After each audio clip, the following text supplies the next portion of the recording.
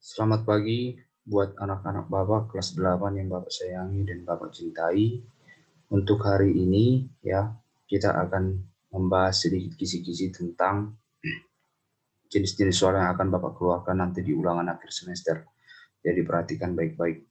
Oke, model yang pertama adalah seperti contoh soal nomor 1. Jadi di soal nomor 1 ini ditanya tentang usahanya, ya, usaha. Maka langsung pakai saja rumus usaha W sama dengan F dikali S. F itu adalah gaya, sedangkan S itu adalah jarak atau perpindahan. Nah, di dalam soal kita diberikan bahwa data gaya itu adalah 12 Newton dan perpindahan atau jarak yang dihasilkan adalah 4 meter. Sehingga dengan rumus usaha sama dengan gaya dikali perpindahan atau W sama dengan F kali S, maka masukkan F-nya 12, masukkan S-nya 4, maka diperoleh W sama dengan 12 kali 4 atau usaha sama dengan 48 dalam satuan Joule, seperti itu. Nah, kemudian untuk tipe soal nomor 2 ya, ini tetap memakai rumus W sama dengan F kali S, tetapi dibalik dari soal nomor 1. Di nomor 2 ini yang ditanya itu adalah S-nya, jarak atau perpindahannya. Nah, jadi kalau W sama dengan F kali S, otomatis S sama dengan W dibagi F. Ingat, kalau W sama dengan F dikali S, maka otomatis S sama dengan W dibagi F. Jadi W itu adalah usaha. Usahanya di sini adalah 680 Joule. Sedangkan F-nya itu adalah gaya. Gayanya 40 Newton.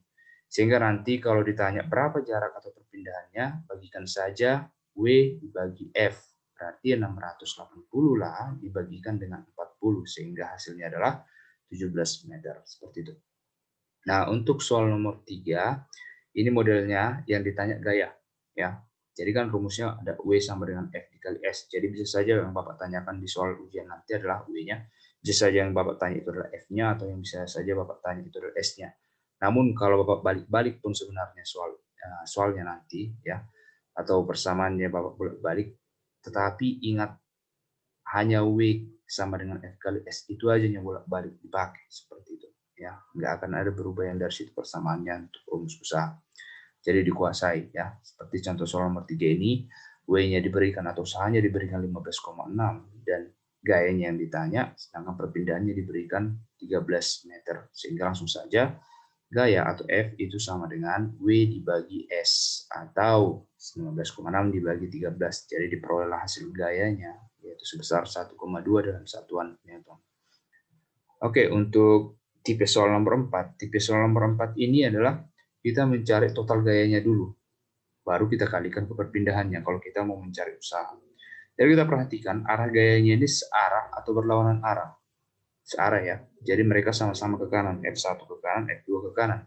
Sehingga untuk total gaya yang ada pada sistem atau benda ini ya, itu dijumlahkan karena mereka searah. Jadi kalau berlawanan arah tadi dikurangkan, kalau searah dijumlahkan. Ingat, itu intinya, itu konsepnya. Berarti kalau dijumlahkan 10 tambah 5 itu 15 Newton ya. Berarti total semua gaya yang kita isi nanti itu adalah 15 Newton. Ya kalikan saja dengan perpindahan atau jaraknya itu 5 meter. Berarti nanti diperoleh hasil akhir W atau usaha itu sama dengan 10 tambah 5 dulu dijumlahin 15 itu F-nya, kemudian kalikan dengan S perpindahannya 15 kali 5 diperoleh 75 dalam satuan Joule. Nah, kalau nomor 4 tadi itu searah gayanya, di nomor 5 ditunjukkan gayanya berlawanan arah. Yang ke kanan 15, yang ke kiri 7. Berarti total semua gaya nanti di sini harus dikurang karena berlawanan arah ya. Jadi 15 kurang 7 itu adalah 8. Jadi 8 Newton lah nanti dipakai gaya atau F-nya pada persamaan W sama dengan F kali S. Sedangkan S-nya perpindahan atau jarak yang dihasilkan itu adalah 6 meter. Langsung kalikan saja 8 dikali 6, F dikali S. Berarti diperoleh usaha sama dengan 48 Joule. Nah, nomor 1 sampai nomor 5 itu adalah pemakaian W sama dengan F dikali S ya, menerapkan pemakaian seperti itu. Sedangkan di nomor 6 kita sudah masuk kepada yang namanya energi potensial ya. Pemakaian energi potensial dan energi kinetik. Nah, rumus energi potensial itu ditunjukkan seperti persamaan yang Bapak tunjuk ini. Energi potensial itu adalah M kali G kali H. M itu adalah massa, G itu adalah percepatan gravitasi. Biasanya sudah diberikan G itu datanya sama dengan 10 meter per sekon kuadrat. Jadi G itu merupakan tetapan. Ya. Jadi tanpa dituliskan pun nanti di sini di dalam soalnya, kalian sudah pasti harus menganggap G itu sama dengan 10. Itu sudah tetapan sampai kapanpun dan dimanapun G itu sama dengan kita pakai 10 saja langsung. Nah, kemudian nanti H di sini adalah height. Height itu adalah ketinggian. Berarti untuk soal kita ya di nomor 6 ini kan diperoleh di situ kan untuk M-nya, massanya itu kan 300 gram. Jangan lupa mengkonversikannya ke dalam kilogram dulu.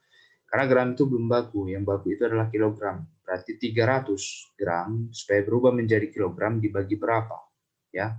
Berarti dibagi 1000 ya. Berarti 300 dibagi 1000 kita perolehlah massanya sama dengan 0,3 kilogram. Ya, sudah dalam kilogram. Nah, kemudian ya, kalau kita perhatikan G tadi pemakaian G di situ adalah 10 ya. Kemudian bagaimana dengan H-nya? H itu adalah ketinggian yang dihasilkan ya.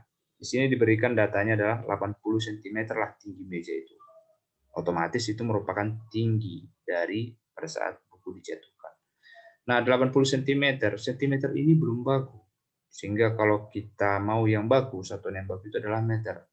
Sehingga harus kita konversikan cm ke meter, maka untuk cm ke meter dibagi dengan 100 ya. 80 dibagi 100 otomatis ketinggiannya itu adalah 0,8 dalam satuan meter.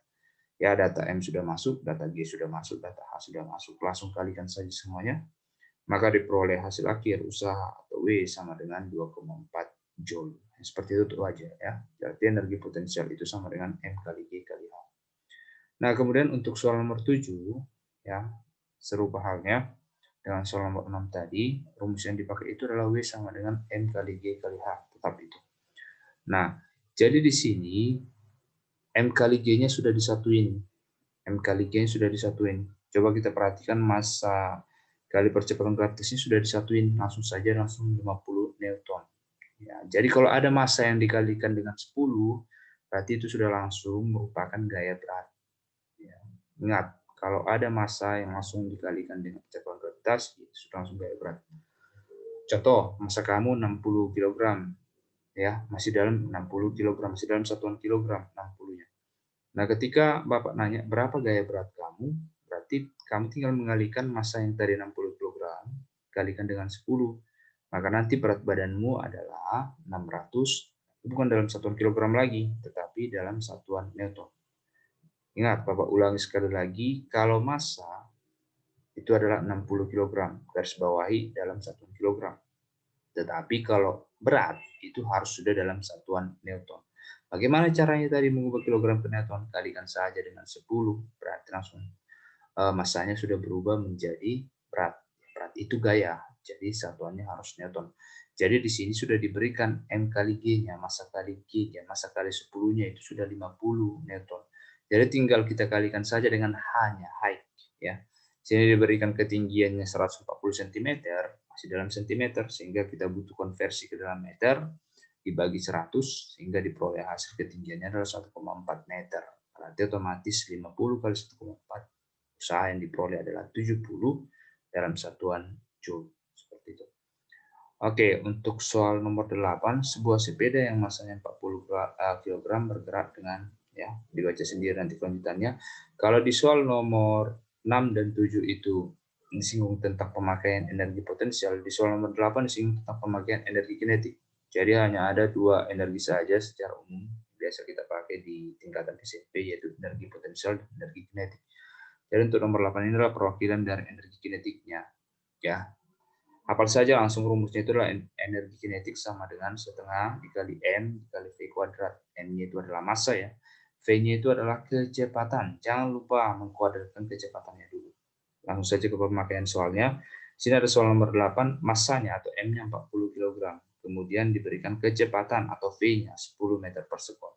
Sehingga ditanya berapa energi kinetiknya. Maka EK sama dengan setengah kali M kali V kuadrat. Berarti sama dengan setengah dikali masukkan M-nya 40, masukkan V-nya 10. 10-nya dikuadratin dulu ya. Sehingga nanti diperoleh hasil dari setengah kali 40 dikali 100, yaitu energi kinetik 2000 dalam satuan Joule. Nah, itu adalah seputar kisi-kisi soal kita tentang perhitungan untuk UAS nanti ya, untuk model hitungannya. Namun nanti untuk kisi-kisi bentuk dari teorinya ya, tetap masih Bapak arahkan sama seperti teori-teori nanti yang muncul di ulangan bulanan yang kedua, tidak jauh dari situ. Jadi kalau teorinya itu pilihan kuasai, ya Niscaya Bapak percaya, Bapak yakin kalian bisa memperoleh hasil yang terbaik nantinya. Jadi ini Bapak harapkan hanya untuk hitungan saja. Kalau teori bisa nanti dibaca PPT-nya, silakan. Intinya untuk teori soalnya tidak jauh dari ulangan bulanan kedua. Kalau kalian sudah bagus di situ nilainya, Bapak yakin untuk ulangan akhir semester pasti tidak jauh beda dari situ. Oke, demikian pembelajaran kita, demikian kisi-kisi soal yang Bapak berikan untuk saat ini. Ciptakan prestasi yang terbaik. Bapak ucapkan salam sehat.